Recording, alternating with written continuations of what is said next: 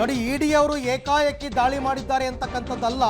ಈಗಾಗಲೇ ವಿಚಾರಣೆಗಳನ್ನ ಮಾಡಿದ್ದಾರೆ ಇಡಿ ಅಧಿಕಾರಿಗಳು. ಈಗಾಗಲೇ ECIR ಅಂದರೆ ನಮ್ಮಲ್ಲಿ ಹೆಂಗೆ ಪೊಲೀಸ್ನಲ್ಲಿ FIR ಅಂತ ಹೇಳ್ತೀವಿ, ಇಡಿ ಅಧಿಕಾರಿಗಳು ಆಲ್ರೆಡಿ ನಾಗೇಂದ್ರ ವಿರುದ್ಧ ECIR ಅನ್ನು ದಾಖಲು ಮಾಡಿಕೊಂಡಿದ್ರು.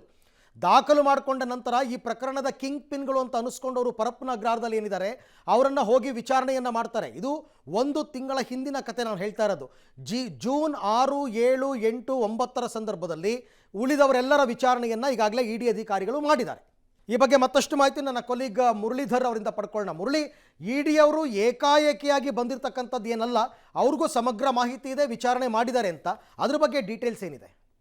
ಖಂಡಿತವಾಗಿ ಅರವಿಂದ್, ಏನಂದರೆ ಈ ಇಡಿ ಅಧಿಕಾರಿಗಳು ಸಾಕಷ್ಟು ಪ್ರಯತ್ನಗಳನ್ನು ಮಾಡಿದರು ಮತ್ತು ಸಾಕಷ್ಟು ವಿಚಾರಗಳನ್ನು ಮತ್ತು ಒಂದಷ್ಟು ದಾಖಲೆಗಳನ್ನು ಪರಿಶೀಲನೆಯನ್ನು ಮಾಡಿ ಅದಾದ ಬಳಿಕ ದಾಳಿಯನ್ನು ನಡೆಸಿರೋಂಥದ್ದು. ಯಾಕಂದರೆ ಜೂನ್ 8ನೇ ತಾರೀಕಿಗೆ ECIR ಅಂದರೆ ನಮ್ಮಲ್ಲಿ FIR ಅಂತ ಏನು ಹೇಳ್ತೀವಿ, ECIR-ಅನ್ನು ಅವರು ರಿಜಿಸ್ಟರನ್ನು ಮಾಡ್ಕೊಂಡಿದ್ದಾರೆ. ರಿಜಿಸ್ಟರನ್ನು ಮಾಡಿಕೊಂಡು ಅದಾದ ಬಳಿಕ ದಾಳಿಯನ್ನು ನಡೆಸಿರುವಂಥದ್ದು. ದಾಳಿಯನ್ನು ನಡೆಸಿ ಅಂದರೆ ಜೂನ್ 8ನೇ ತಾರೀಕು ECIR-ಅನ್ನು ರಿಜಿಸ್ಟರ್ ಮಾಡ್ಕೊಳ್ತಾರೆ. ಜೂನ್ 9ನೇ ತಾರೀಕು ಕೋರ್ಟ್ನ ಮೂಲಕ ಒಂದು ಅನುಮತಿಯನ್ನು ಪಡ್ಕೊಳ್ತಾರೆ. ಅಂದರೆ ಜೈಲಿನಲ್ಲಿ ಇರುವಂಥ ಒಬ್ಬ ಆರೋಪಿಯನ್ನು ವಿಚಾರಣೆಗೊಳಪಡಿಸಬೇಕು ಅಂದರೆ ಕೋರ್ಟ್ನ ಮೂಲಕ ಅನುಮತಿಯನ್ನು ಪಡ್ಕೊಳ್ಳುವಂಥದ್ದು. ಅನುಮತಿಯನ್ನು ಪಡ್ಕೊಂಡು ಜೈಲಿನಲ್ಲಿ ವಿಚಾರಣೆಯನ್ನು ಮಾಡ್ತಾರೆ. ಅದು ಯಾರ್ಯಾರು ಅಂದರೆ ಪದ್ಮನಾಭ್ ಇರ್ಬೋದು, ಪರಶುರಾಮ್ ಇರ್ಬೋದು. ಯಾಕಂದರೆ ಚಂದ್ರಶೇಖರ್ ಆತ್ಮಹತ್ಯೆ ಮಾಡ್ಕೊಂಡಾಗ ಸಂದರ್ಭದಲ್ಲಿ ಪದ್ಮನಾಭ್ ಮತ್ತು ಪರಶುರಾಮ್ ಇಬ್ಬರ ಹೆಸರನ್ನು ಕೂಡ ತಮ್ಮ ಡೆತ್ ನೋಟಲ್ಲಿ ಉಲ್ಲೇಖವನ್ನು ಮಾಡಿದರು.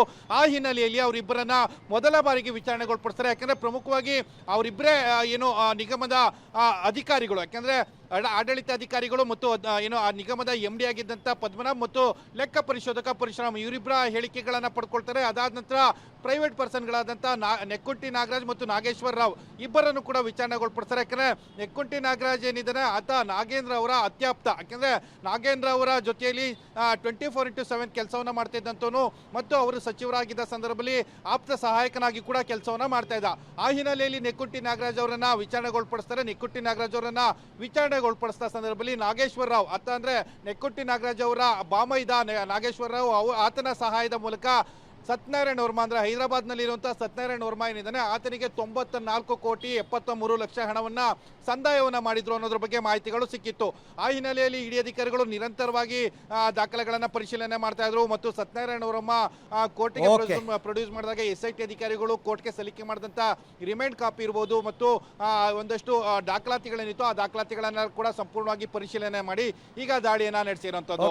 ಹಾಗೆ ಸಂಪರ್ಕದಲ್ಲಿರಿ, ನಿಮ್ಮಿಂದ ಮತ್ತಷ್ಟು ಮಾಹಿತಿಯನ್ನು ನಾನು ಪಡ್ಕೊಳ್ತಾ ಹೋಗ್ತೀನಿ. ಯಾಕೆಂದರೆ ಈ ಪ್ರಕರಣ ರಾಜ್ಯ ರಾಜಕಾರಣದಲ್ಲಿ ಸಂಚಲನಕ್ಕೆ ಕಾರಣವಾಗಿ ಸಿದ್ದರಾಮಯ್ಯ ನೇತೃತ್ವದ ಸರ್ಕಾರದ ಮೊದಲ ವಿಕೆಟ್ ಪತನ ಕೂಡ ಆಗಿತ್ತು. ಅದು ನಾಗೇಂದ್ರ.